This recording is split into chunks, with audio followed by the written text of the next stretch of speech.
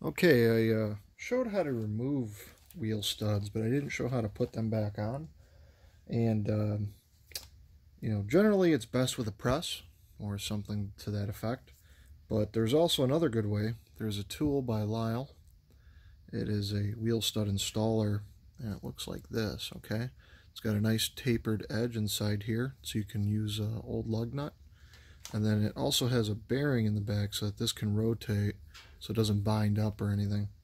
So all you do is you stick this over the stud like that. Take a spare lug nut. I would not use one you're going to use to, mount your tire with, unless you're only doing one, but in this case I'm doing 5, so you definitely want to use an old lug. And then just go ahead and you'll tighten this down, you'll see.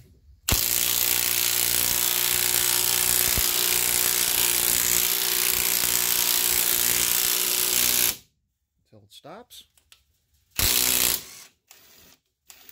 You can take it off, and it's good to go. And that's quite literally all that is to it.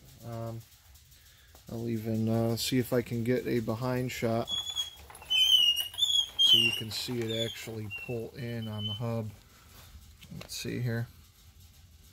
Okay. I'll go ahead and do the next stud. Same thing. Oops.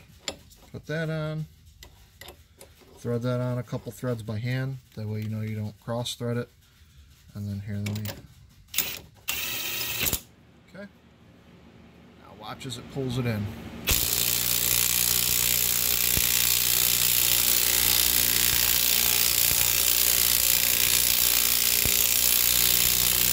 That's it.